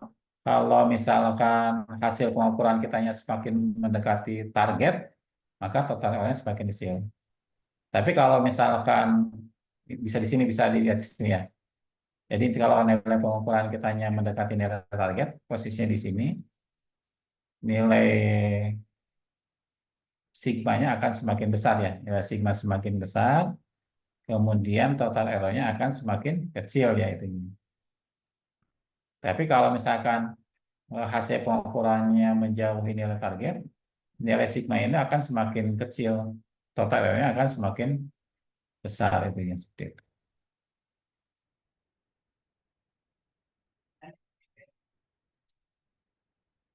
Ini pengukuran sigma ya. Jadi kalau sigma itu adalah bias di persen bias dikurangi persen apa PTA persen dikurangi persen bias dibagi dengan CP. Ini bisa dilihat sini tadi yang saya sampaikan.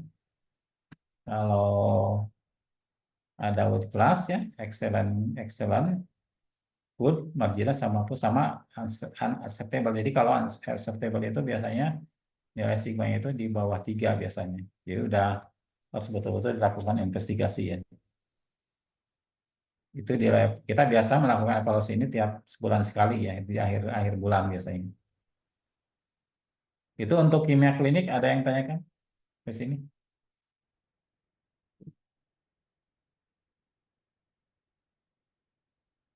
Silahkan.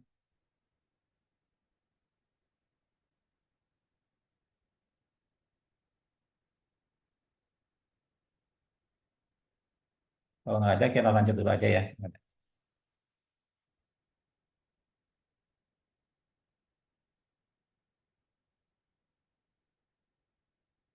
Ini quality control imunologi.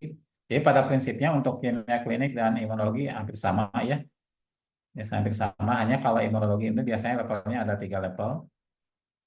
Kemudian sama juga ini harus dilakukan pengenceran ya.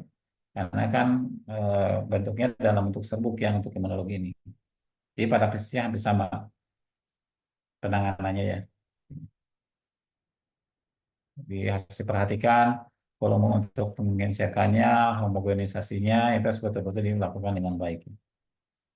Ini contohnya, ini ada min, ada rank sama dengan kimia klinik, hanya kalau kimia klinik itu ada 3 level, ada 2 level ya ini. Ini kalau imun ada 3 level, 1, 2, 3. Ada juga yang imunologi itu yang hanya 1 level aja, dan biasanya itu kontrolnya terpisah tersendiri, biasanya bergabung sama reagennya ya, misalnya kayak untuk KBSAG, anti anti HCV. Jadi kalau yang pemeriksaan imunologi yang untuk infeksi ya, penyakit infeksi HBsAg, anti HBs biasanya itu kontrolnya tersendiri. Jadi satu kontrol itu, satu reagen itu sudah tergabung dalam reagen yang kontrol. Tapi kalau misalkan pemeriksaan tumor marker, kemudian tiroid itu biasanya bisa menggunakan kontrol gabungan seperti yang kontrol ini. Itu yang imun. Jadi kalau imun sih tidak terlalu banyak dibahas ya, karena memang hampir sama dengan kimia klinik. Kami untuk imun itu memang untuk dari uji pendahuluan gitu ya tidak pernah dilakukan karena kan kosnya lumayan mahal ya ini. Kemudian juga untuk selama ini mungkin masih berpatokannya yang penting masuk ke dalam rank ya untuk yang dipakainya. Beda dengan kimia klinik. Kalau kimia klinik mungkin toolnya udah menggunakan performa sigma. Kalau sigma ya bagus, berarti tool yang digunakannya tool yang semakin sedikit ya. Selanjutnya untuk urin. Nah ini urin, pemeriksaan urin ya. Mungkin udah pada paham juga untuk urin. Ini biasanya untuk urin ini yang diperiksanya secara kimia ya. Jadi kalau yang secara secara sedimen masih belum tersedia ya untuk untuk untuk quality controlnya. Biasanya yang secara kimia yang selama ini dilakukan. Bahkan untuk yang urin kimia bilirubin, darah, glukosa, keton, leukosit, pH dan selanjutnya ya ini. Nah, yang perlu diperhatikan bahwa kontrol urin ini yang bahannya itu betul-betul berbasis urin manusia ya. Kemudian didesain untuk dipstick atau analisis mikroskopik, tapi masih jarang ya untuk analisis mikroskopik ya. Kemudian instabilitasnya juga harus diperhatikan. Biasanya kalau setelah dibuka ini selama 30 hari pada suhu sampai 25 derajat. Kemudian kalau belum dibuka ya bisa tahan 2 sampai 5 tahun ya pada lemari es, lemari es. Nah ini jenis kontrol urin ada 2, bisa cair yang bisa langsung digunakan ya. Hanya memang dari segi kekurangan ini kurang stabil ya kalau dari cairan. Tapi kalau yang bentuk di lyophilized ya, ini yang diencerkan ini lebih stabil. Kemudian hanya bisa risikonya ada kesalahan dalam pengencerannya ya, rekonstitusinya. Jadi misalnya dalam homogenisasinya, dalam pengencerannya mungkin harus lebih hati-hati ya ininya. Jadi harus betul-betul memperhatikan petunjuk penanganan sampel, penanganan kontrolnya yang harus betul-betul diperhatikan. Nah ini contohnya. Ini kalau ini biasanya udah dalam bentuk cair ya, jadi tidak perlu diencerkan. Ini biasanya kalau udah dibuka ini pada suhu harus disimpan pada suhu 2 sampai 8 ya. Biasanya stabil selama 30 hari. Dan tidak boleh dibekukannya ini. Kalau untuk persiapannya tinggal dikeluarkan dari lemari es, dikondisikan dengan kondensasi temperatur kamar, kemudian dihomogenisasinya sebelum digunakan. Caranya tinggal diteteskan, nanti dibandingkan dengan standar hasilnya seperti apa ya ini. Nanti ada batasannya. Nanti bisa level 1. Oh, bilirubin hasilnya. Nanti kita bandingkan hasilnya. Apakah hasilnya ini sesuai dengan level 1 untuk level 2, apakah sesuai dengan level 2 ini. Ini harus betul-betul diperhatikan. Jadi nanti yang harus diperhatikan di sini kita menggunakan alat apa gitu ya ininya. Nanti disesuaikan. Nanti tiap tiap alat akan beda ini ya, beda rentangnya ya. Ini, khususnya untuk yang level 2. Ini menggunakan misalkan kelas strip 10 urin. Ini expirednya, ini jenis levelnya ya ini. Nah, untuk evaluasinya, kalau ini menggunakan ruangnya gini, kalau misalkan hasil kontrolnya negatif, misalkan targetnya negatif, ya hasilnya harus negatif, tidak boleh targetnya negatif, hasil kontrolnya positif. Berarti kalau misalkan ada hasilnya targetnya negatif, hasil kontrolnya positif, berarti itu tidak sesuai dengan rule dan harus dilakukan investigasi. Itu selanjutnya mungkin lebih jelasnya bisa dilihat dari grafik ini. Nah, jadi kalau kalau untuk pH misalkan contohnya ini. Jadi kalau misalkan ini negatif misalkan. Nah, kalau misalkan hasilnya ini untuk kontrol yang level 2. Ini yang level 1. Jadi kalau level 1 itu lokasi itu negatif. Nah, kalau ada hasil yang positif, berarti itu sudah kontrolnya tidak memenuhi syarat. Berarti itu harus dilakukan perbaikan investigasi di hari itu sehingga nanti pada saat kita mengerjakan kontrol kembali, kontrolnya bisa sesuai dengan targetnya yaitu. Kalau yang kuantitatif biasanya ada beberapa level ya. Contohnya ini yang kuantitatif untuk yang level 2 maaf, bukan kuantitatif yang level 2. Untuk leukosit itu dari trace sampai positif 2 ya. Trace dari sampai positif 2. Bisa dilihat sini. Jadi kalau misalkan yang kuantitatif itu munculnya ini tadi maaf yang tadi leukosit ya, leukosit trace sampai positif 2. Ini leukosit. Nah, leukosit positif 2 sampai positif 3 ya. Ini leukosit. Leukosit itu targetnya itu positif 2 sampai positif 3.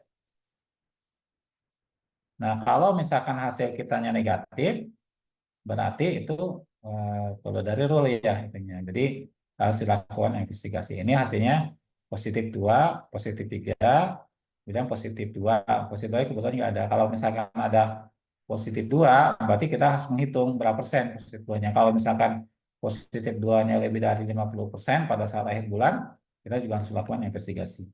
Atau misalkan keluar positif 1, kalau keluar positif 1 berarti itu tidak sesuai dengan target. Jadi memang dalam evaluasi untuk urin ini agak beda ya. Jadi kalau yang negatif ya hasil kontrolnya harus negatif, yang positif harus positif. Kalau misalkan ada ada ada derajatnya positif 1 positif 2 itu juga harus sesuai. Kalau misalkan targetnya positif 2 sama positif 3 maka pada saat kita mengerjakan kontrol harus jatuh di positif 2 atau positif 3 gitu. Itu mungkin dari terkait dengan kontrol urin. Sampai sini ada pertanyaan? Silakan.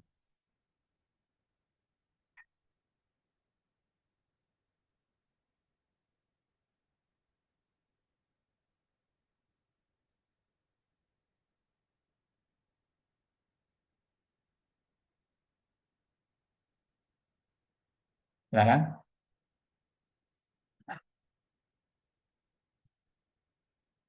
Udah cukup jelas atau bingung?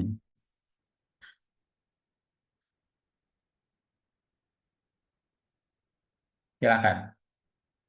Ada yang bertanya atau mau ditanya lagi?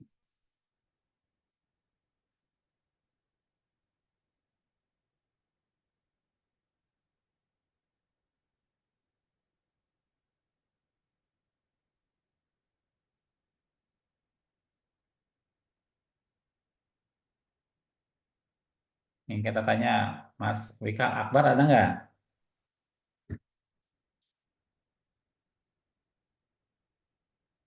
Wika Akbar ada?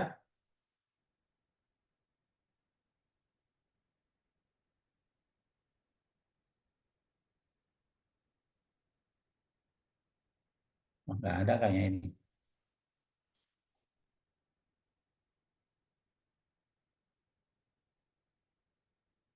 Rio Lanang, ada nggak?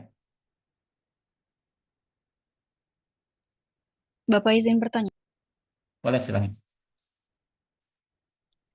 Kan waktu kami praktikum itu melakukan QC hari keberapa-berapanya itu dari jumlah mahasiswa. Jadi misal ada 20 mahasiswa, nah berarti 20 hari di grafik kurvanya itu. Ya, Nah, jadi absen 1 sampai 20 itu melakukan QC dengan ya, hasil yang bervariasi, ada yang masuk range, ada yang ya, keluar range. ya, Lalu dibuat grafik kurvanya ya, dengan 20 hari itu. ya. Yang ingin saya tanya itu dengan hasil yang variasi itu, semisal di hari ketiga, berarti saya absen ketiga. Nah, QC saya itu keluar dari 3 SD. Itu kan Ya. warning ya, Pak? Izin koreksi, Pak. 3 SD itu Out, warning ya? out of rank kalau lebih dari 3 SD. Yang masih bisa dilanjut ke pemeriksaan pasien, tapi 1-2 SD. 2 SD misalkan. 1-2 S. Jadi kalau misalkan di atas 2 SD itu masih warning, tapi kita harus hati-hati ya itunya ya. Harus hati-hati. Nah, Idealnya sih bagusnya itu memang masuk ke dalam 2 SD masuknya. Jadi sebenarnya tidak ada yang dikatakan baik itu, bagusnya itu masih dalam rentang 2 SD itu. Itunya. Tapi yang misal kalau misalkan hasil perhitungan sigma sebelumnya misalkan dihitung sigma, hitung sigmanya 6 sigma misalkan. Kan dulu yang dipakainya 1,3 S ya kalau 6 sigma. Nah, mm, kemudian muncul 1,2 S itu sebenarnya nggak masalah, udah oke. Jadi bisa bisa running pasien gitu. Tapi ya, kalau misalkan performa kita sigma yang di bulan kemarin misalkan sigmanya eh, 3 sigma ya atau 4 sigma, berarti kan rules 1,2 S muncul kan? Ya, ada 1,3 S, 1,2 S, R4S, 2,2 S kan muncul ya?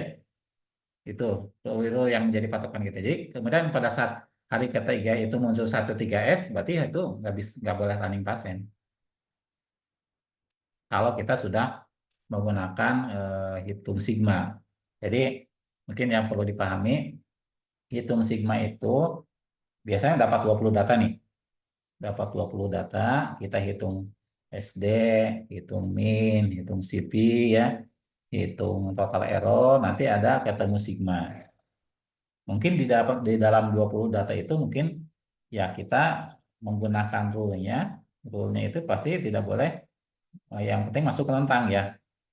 Tidak boleh melebihi dari 2 SD. Jadi harus masuk rentang semua selama sebulan itu. Jadi kalau misalnya nanti teman-teman mahasiswa misalnya yang tadi dari 20 orang itu melakukan pemeriksaan, kemudian ada yang keluar, yang itu kita katakan sebagai uji pendahuluan ya. Uji pendahuluan, kemudian ada yang keluar, berarti yang keluar itu yang lebih dari 1-2 S itu harus harus harus investigasi kenapa ini kontrolnya keluar, ada yang salah nggak? Pengerjaannya ada yang kurang tepat, misalnya kan yang mengerjakan manual nih, apa mengerjakannya salah atau gimana gitu kan bisa, kok yang lain bisa masuk sedangkan mahasiswa ini nggak masuk kan? Atau dalam artian di hari ke-1 oke, kenapa di hari ketiga nggak oke kan? Berarti ada sesuatu kan? Apakah kalau manual, apakah mepet kontrolnya betul? Apakah misalkan homogenisasinya apakah udah betul atau enggak? Kalau dia kan penyebabnya kan kemungkinan kesalahan acak ya. Kalau 1-2 S itu. Jadi kalau ada 1-2 S, ya berarti ada yang salah dalam pengerjaannya. Kalau manual ya, mungkin mepetnya apakah betul nggak misalkan 10 mikron, atau misalkan pada saat mepetnya ternyata nggak full 10 mikron, misalnya ada gelembung misalkan. Kan bisa ya, seperti itu. Nanti dari sana, kalau kalau di awal pendahuluan ini, kita harus tracking. Kalau perlu ya diulang, melakukan pengulangan kontrol tersebut di hari ketiga itu. Jadi mahasiswa itu harus melakukan ulang sehingga kontrolnya harus masuk gitu ya. Seperti bagaimana kita mengerjakan kontrol di hari ketiga, kalau misalkan kontrolnya nggak masuk ke dalam tentang 2SD, ya kita harus melakukan investigasi. Kalau udah ketahuan penyebab, misalnya oh ini ada gelembung pada saat mepet, ya kita berarti harus melakukan pengulangan kontrol tersebut sehingga nanti diperoleh hasil yang masuk tentang ke 2SD. Ini dia di awal misalnya di apa di bulan pertama. Berarti kan tentangnya menggunakan tentang kit insert kan ya? Tentang kit insert. Nah, selanjutnya di bulan kedua kita menggunakan tentang hasil pengukuran di bulan pertama menggunakan min sama SD dari bulan pertama ini. Jadi targetnya itu min sama rentangnya itu batasan atas sama atasnya itu tidak boleh menggunakan dari kit insert tapi dari perhitungan SD dan min di bulan pertama gitu. Nanti kan diperoleh nilai SD, nilai min. Nah, kan kita bisa menentukan 1 SD-nya berapa, 2 SD-nya berapa, 3 SD-nya berapa ya dari pengukuran bulan pertama. Kemudian nanti kita bisa memperoleh nilai sigma. Nah, dari data itu kita bisa membuat grafik SD, grafik min, kemudian rule-nya digunakan apa? Oh, ternyata sigma untuk pemeriksaan di bulan pertama ini misalkan periksa kolesterol. Ternyata sigmanya itu 6 misalkan. Berarti rule yang dipakai apa? Rule yang dipakai berarti 13S.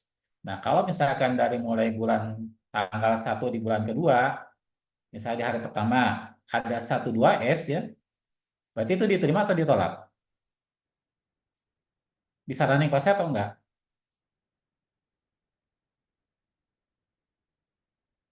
Coba. Bisa running pasien atau enggak? Bisa running pasien atau enggak? Kita di bulan pertama itu menggunakan min sama SD pengukuran, sigmanya 6 ya. Kemudian rule yang kita gunakan itu 13S. Kan sigmanya 6 ya. Nah, kalau hasil kita ternyata masuknya ke titik 12S, apakah kita boleh running pasien? Boleh nggak? Nggak boleh. Kenapa nggak boleh? Kalau yang sigma itu masih kurang ngerti, Pak. Kan tadi sampaikan ada sigma 6. Sigma 6 itu bisa menggunakan rule yang kita pilih. Jadi rule itu kan kalau yang selama ini mungkin rule-nya semua digunakan. Kan tadi ada 6 rule ya yang dipakai. 13S, 12S, R4S, 22S. Itu kan rule-nya dipakai semua kan selama ini. Tapi kalau kita udah menghitung sigma, itu rule yang dipakai itu tergantung dari nilai sigmanya. Kalau nilai sigmanya 6, berarti rule yang dipakai hanya 1. Apa rule yang dipakainya? 1, 3S. Ya. Nah, kalau misalkan hasil kitanya jatuh ke 1, 2S, apakah boleh diterima nggak hasilnya? Boleh running pasien atau enggak? Boleh. Masih bisa. Boleh. Masih boleh, karena kan itu masih di bawah 3 SD. Kalau misalkan hasil kitanya munculnya 1, 3S, ya berarti itu nggak boleh running pasien, karena kan masuk ke rule 1, 3S itu. Gitu ya. Bisa dipahami kira-kira? Atau masih bingung? Gitu ya, intinya. Jadi kalau yang tadi disimulasikan dengan mahasiswa A sebagai hari pertama, oh ini oke, mahasiswa B sebagai hari kedua, ini oke. Misalkan kita sudah punya tadi belum punya nilai sigma, misalkan masih awal-awal. Oh ternyata mahasiswa ketiga ini di hari ketiga ini, misalkan hasilnya itu di atas 1 SD, di atas 2 SD. Sedangkan kita patokannya kan ke batasan 2 SD ya. Hasil dia lebih dari 2 SD. Berarti itu harus dilakukan perbaikan, investigasi ya. Kenapa bisa hasilnya di atas 2 SD kan gitu ya. Harusnya kan masuk ke dalam tentang. Harusnya hasilnya itu misalkan di bawah 2 SD masuknya ke dalam 1 SD atau misalkan di bawah 1 SD. Seperti itu. Nah, kalau misalkan nanti bulan selanjutnya kita udah memperoleh nilai sigma, nilai sigma itu kan dari 20 data itu kita bisa menghitung nilai sigma. Untuk kolesterol nanti dapat nilai sigmanya berapa, trigliserid nilai sigmanya berapa, HDL nilai sigmanya berapa, kemudian glukosa nilai sigmanya berapa. Jadi tiap parameter itu ada nilai sigmanya. Dan setiap parameter nilai sigmanya itu bisa menentukan rule-nya. Kalau tadi misalkan nilai sigma yang 6, oh rule yang dipakainya 1,3S. Nilai sigma yang 5 misalkan, oh nilai rule-nya 1,3S, 1,2S, R4S, 2,2S misalkan.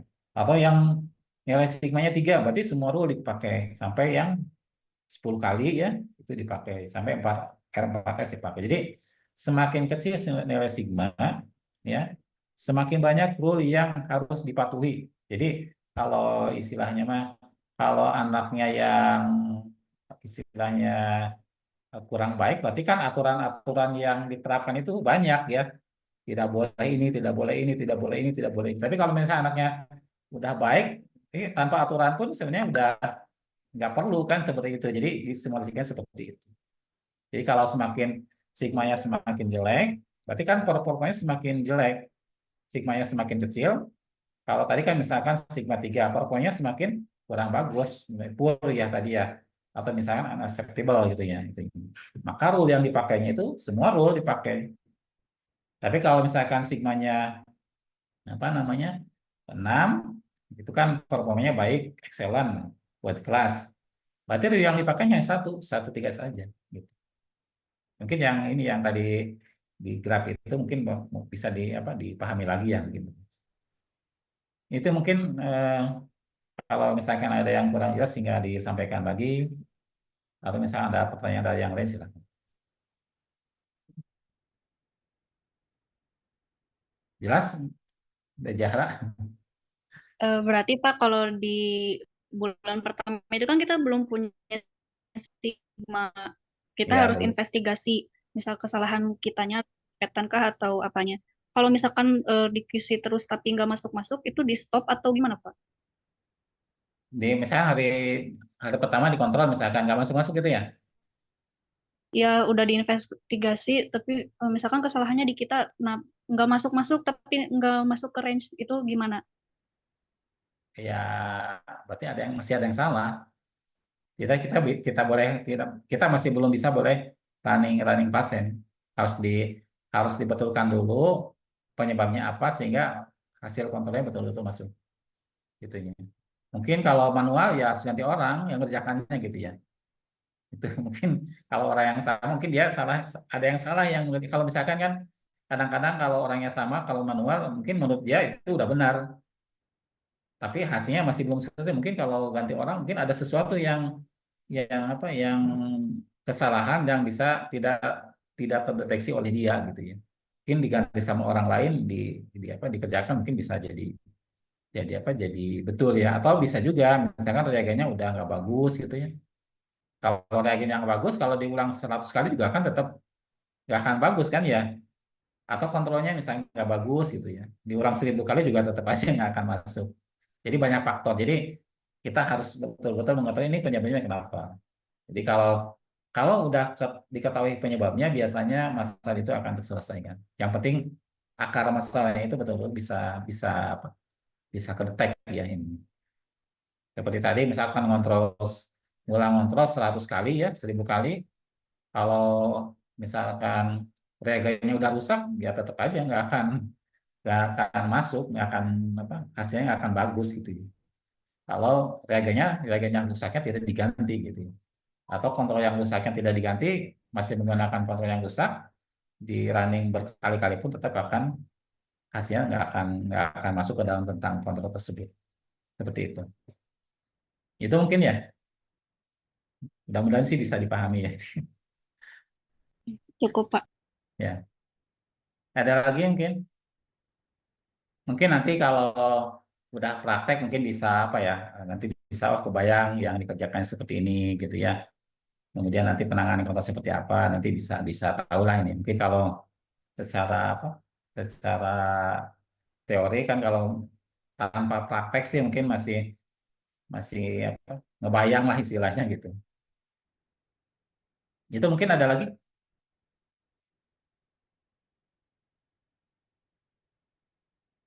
Ada pertanyaan lagi? Bapak, maaf mau bertanya. Ini tuh Nah, teorinya buat 2 pertemuan ya? ya betul, disatukan gitu ya. Disekaligus aja gitu ya. Intinya. Berarti minggu depan nggak ada ya Pak, kosong. Enggak ada, udah semuanya ini sampaikan. Baik Pak. Ya,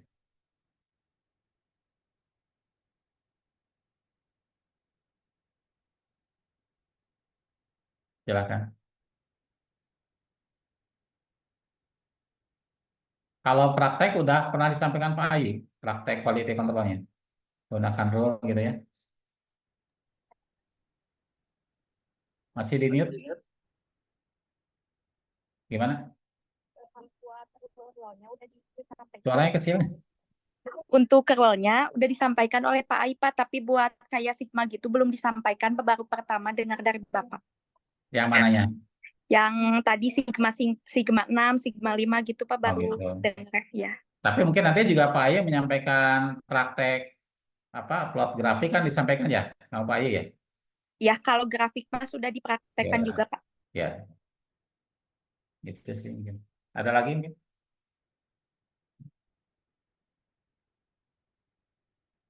Baik ya, kalau misalkan nggak ada pertanyaan lagi, mungkin dari saya jawaban sekian ya. Mohon maaf jika dalam penyampaian ada hal-hal yang kurang berkenan, mohon dimaafkan. Mudah-mudahan ini bisa menjadi menambah wawasan bagi adik-adik semua.